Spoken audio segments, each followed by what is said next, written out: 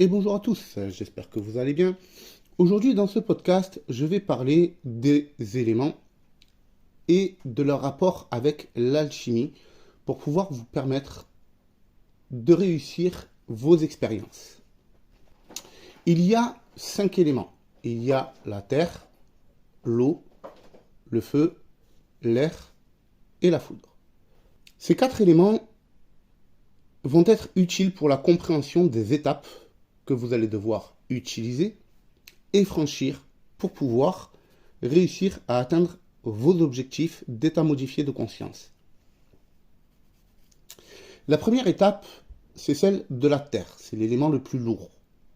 Alors, qu'est-ce que représente en alchimie l'élémentaire? L'élémentaire vient représenter notre vie physique, le monde matériel. C'est la pierre.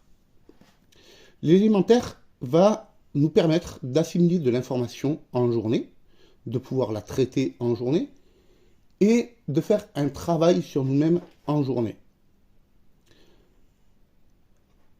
En tant que conscience, quand on est dans notre élémentaire, c'est que l'on est dans notre corps physique. On va donc apporter notre attention sur notre vie physique.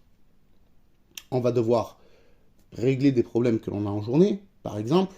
On va devoir prêter attention à notre état d'esprit, à nos pensées, à nos émotions. On va devoir apprendre à transmuter nos pensées, nos émotions, et donc notre état d'esprit. On va devoir prêter attention aux sensations que nos 5 sens nous envoient. On va devoir également apprendre à être présent ici et maintenant pour pouvoir vivre notre vie en conscience. C'est important de le comprendre parce que ce que l'on va vivre au cours de nos expériences, ça va être le miroir de ce que l'on va vivre en journée. Donc, il est important de faire ce travail-là dans notre élémentaire, donc dans notre vie physique. Ensuite vient l'élément eau. L'élément eau, lui, vient représenter l'imagination, l'hypnagogie, les rêves ou encore la contemplation. L'élément eau permet de dissoudre les sensations de notre corps physique élémentaire. Ça veut dire quoi? Ça veut dire que l'élément eau va nous permettre d'avoir de nouvelles sensations. Par exemple, on peut créer quelque chose dans notre imaginaire, consciemment, et venir nous immerger dans notre imagination jusqu'au point où on en arrive à oublier notre corps physique. On est tellement concentré sur ce que l'on est en train de créer dans notre imagination que l'on en vient à oublier notre corps physique.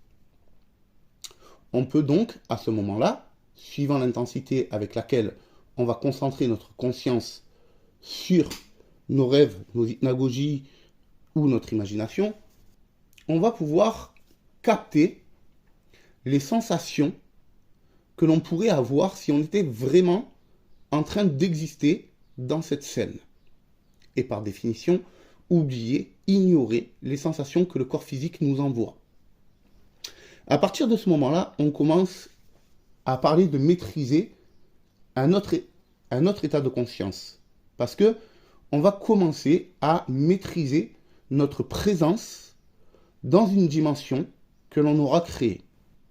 Donc, il est également important de travailler l'intensité avec laquelle on va vivre notre imagination, nos rêves ou notre hypnagogie dans le but d'apprendre à maîtriser cet élément eau. Ensuite, il y a l'élément feu. L'élément feu, c'est l'élément des émotions. L'élément feu, ça va être la puissance avec laquelle une émotion va apparaître en toi ou que tu vas la générer. Il va te falloir apprendre à gérer tes émotions, à gérer leur polarité et à gérer leur intensité. Les émotions vont permettre de mettre de l'intensité dans ce que tu vas vivre. Ça va permettre de pouvoir approfondir ton immersion dans ton élément eau ou dans ton élément terre. Et donc de vivre plus intensément ton expérience de vie ou d'état modifié de conscience. Ensuite vient l'élément air. l'élément R en alchimie vient représenter le mouvement. Le mouvement est extrêmement important parce que il faut bien comprendre quelque chose. C'est qu'en état modifié de conscience, la sensation du mouvement et l'intention du mouvement vont être les capacités de ton corps d'énergie et les directives que tu vas donner à ton corps d'énergie. D'où l'important de bien travailler en journée sur le fait de ressentir les sensations que va t'envoyer ton corps au moment où tu vas rentrer en mouvement.